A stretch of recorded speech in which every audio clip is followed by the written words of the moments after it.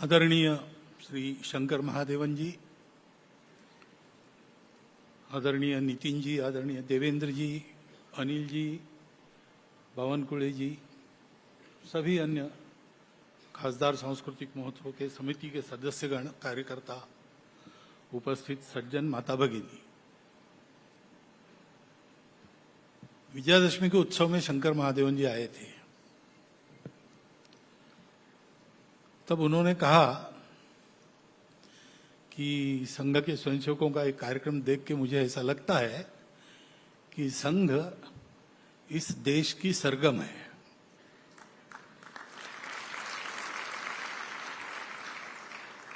आज उन्होंने अपने सरगम से हमारे सामने संघ खड़ा किया है।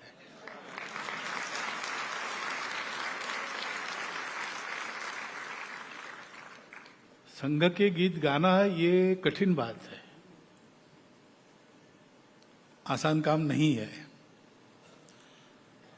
संगीत गा लेगा, संगीत गाना, उसका संगीत गाना ये कठिन बात नहीं है, उसके शब्दों का उच्चारण ये कठिन बात नहीं है।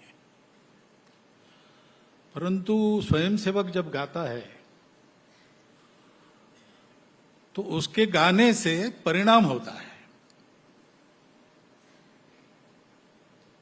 सांघिक गीत जब शाखा में चलता है, अभ्यास करके जब ठीक से होने लगता है, तो पास के रास्ते से जाने वाले लोग वो सुर सुन के 2 क्षण ठिठक जाते हैं, थोड़ा सा सुन के आगे जाते हैं। स्वयंसेवक स्वयं गा रहे होते तब उनके अपने जीवन में परिवर्तन आता है, प्रत्यक्ष अनुभव है। यहां बहुत सारे स्वयंसेवक बैठे हैं, उनको पता है, उनका अनुभव है।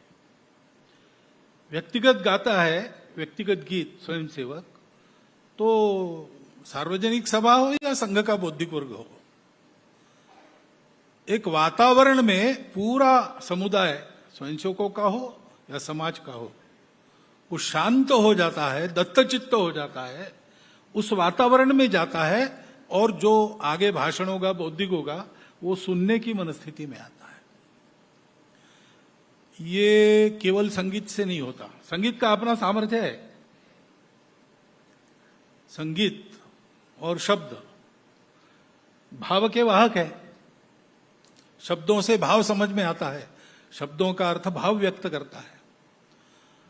तो उत्तम शब्द है तो एकदम हृदय को छू जाते हैं, उनको बीच में विचार का माध्यम की जरूरत नहीं पड़ती, वो उतर जाते हैं अंदर सीधा। और वो अगर संगीत के साथ हो तो उनकी पेनिट्रेशन पावर और ज्यादा हो जाती है।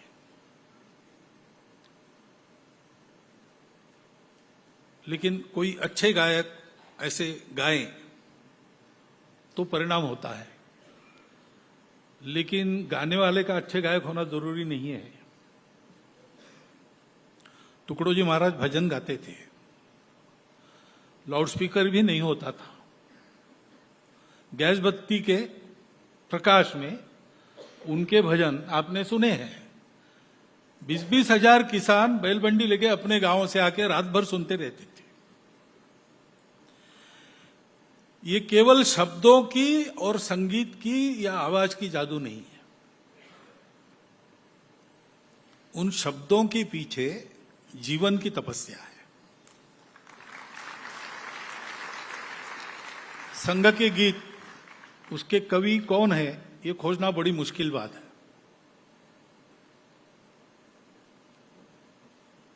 अभी कॉन्शियसनेस पर विज्ञान का रिसर्च चल रहा है।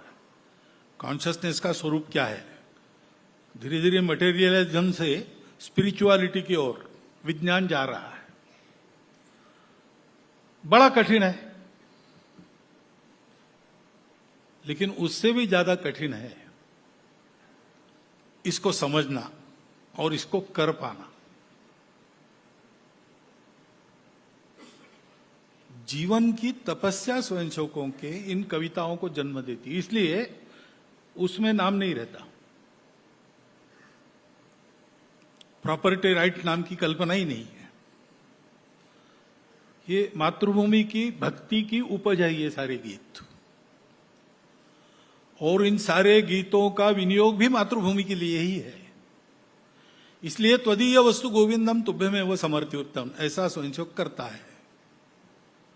संघ के पास सब भाषाओं के भारत के गीत है और सब गीतों की संख्या मुझे लगता है कि 25-30 हजार से कम नहीं होगी। एक से एक उत्कृष्ट गीत है। कुछ बाहर से भी लिए। सानी गुरु जी संघ के संशोधक नहीं थे, विरोधक थे, लेकिन उनका भाव तो सच्चा ही था, देश के लिए था। तो बलसागर भारत हो, ये गीत हमने लिया उनका।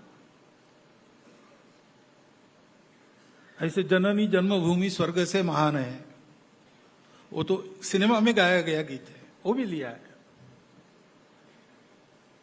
परंतु इन सब गीतों के पीछे वो जो भावना है वो जीवन से आती है, और वो भावना समर्पण की है। इसलिए त्वदीय वस्तु गोविंदम तुभ्यम एवं समर्पितम। उसके कवि का पता लगाना मुश्किल काम है। जैसे कॉन्शियसनेस का मुश्किल है, वैसे कवि के नाम का पता लगाना ये भी मुश्किल बात है। लेकिन कहीं कहीं मिल जाते हैं, क्योंकि कई बार हमारे सामने ही गीत तैयार हुए।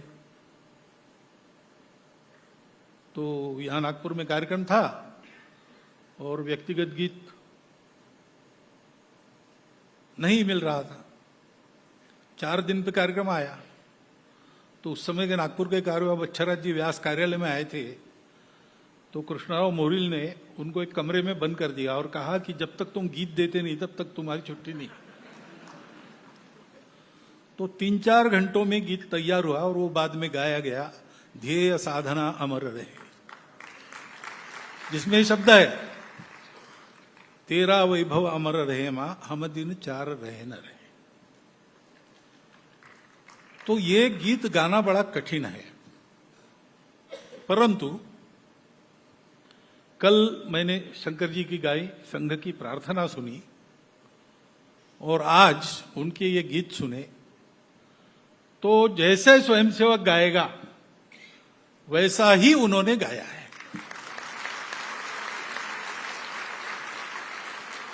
सुन के भावों का एक स्फुरण हो जाता है, अपने आप अपने मुंह से भारत माता की जय निकलता है। और केवल निकलता है ऐसा नहीं, वो गूंजते रहता है और मन में धीरे धीरे धीरे परिवर्तन आता है। तो संघ के गीत, शंकर जी के गायन की समीक्षा मैं करूं इसकी आवश्यकता नहीं। अच्छा भोजन आपने किया, श्रीखंड और पुड़ाची वड़ी, अभी जिसका सीजन आया है, वो खाना होने के बाद आपको आपने क्या खाया, वो कैसे रहता है, कैसा अच्छा है, ये बताने वाला सामने आया तो आप उसको भगा देंगे। इसलिए उसको बताने की जरूरत नहीं है, वो आपने अनुभव किया है। परंतु वो केवल उत्तम गायन और उत्तम प्रस्तुति नहीं है। इसमें कल की प्रार्थना और आज के गीत दोनों के बारे में कहता हूं कि संघ में जिस प्रकार से, जिस प्रभावी ढंग से, जिस शैली से होना है, तो उन गीतों को वैसा समझकर उन्होंने गाया है। ये एक, मैं मानता हूं कि एक अशक्य कोटि की बात है ऐसा कर पाना, लेकिन वो उन्होंने की है।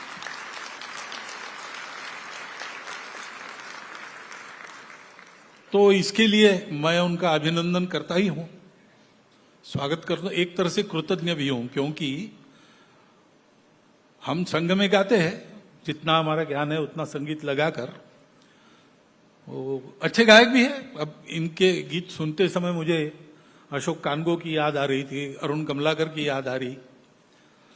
उस समय जो गीत गायक थे मैंने सुने हैं, कुमार पांडे जी से लेकर यहां तक, उसके पहले भी थे, बाद में भी होंगे। परंतु संघ में तो वाद्य वगैरह रहते नहीं, क्योंकि महत्व भावों का है, गीतों के शब्दों का है। सुर इसलिए जोड़े है कि वो अंदर उतरना चाहिए। तो सुर और ये बात है, संगीत ये दूसरे नंबर पर रहता है, भाव के वाहक शब्द होने चाहिए। संगीत भी देना है तो वो यथोचित देना चाहिए। आर्यों का केसरिया नाम गीत नाम आपने सुना है, आर्यों का केसरिया निशान। तो उसमें जैसा वो भाव जैसा है वैसा मराठों का रण यज्ञ राग, क्षत्रिय ललनाओं का सुहाग, गुरखों के तन का अंगराग, सिखों के उर की तप्त आग, दावा नलसी, ऐसा चढ़ते जाता है भाव। तो स्वर भी वैसा ही दिया है। ऐसे भावोत्कट, ऐसे सारे गीत, तो चरैवेती के लिए आपने जो स्वर दिया वो बिल्कुल वैसा ही हुआ है। यानी ये संघ समझ के गीत आया है, ये चमत्कार है। अब संघ की शाखा में आप कभी गए हो कि नहीं मुझे पता नहीं, अपने उत्सव में एक बार आए थे इतना मुझे पता है। लेकिन ये जो विशेषता है कि वो विषय समझ के, उसके भाव समझ के, उस कार्य को समझ के, एक तरह से कवि के मन में प्रवेश करके उसको क्या कहना है वो ध्यान में लेकर ये सारी योजना जो हुई है। इसलिए मैं कृतज्ञ इसलिए हूं कि ये उन्होंने गाया तो ये अब चारों ओर जाएगा।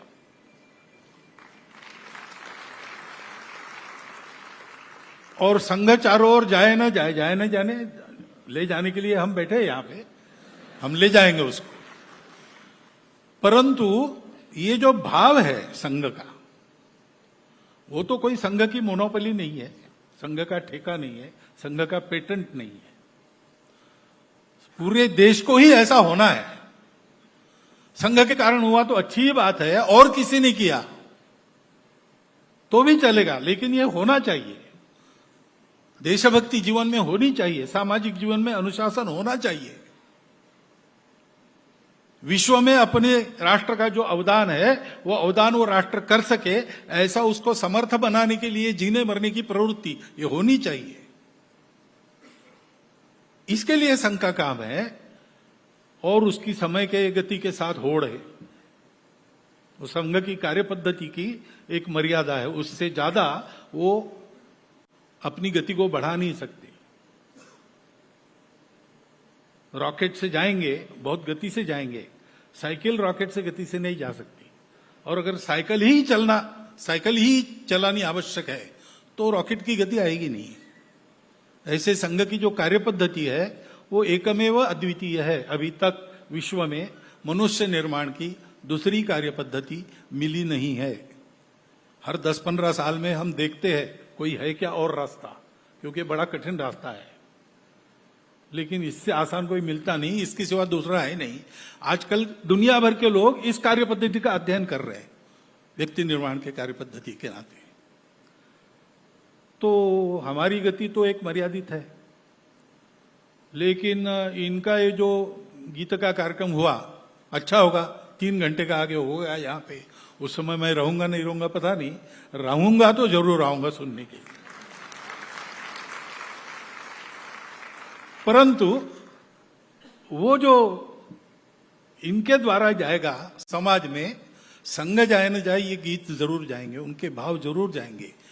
और उन्होंने ऐसा गाया है कि जैसे संघ में इन गीतों को गाते सुनते मनुष्यों में परिवर्तन आता है, वैसे इनके गीतों से भी उसी प्रकार का परिवर्तन समाज में आने लगेगा।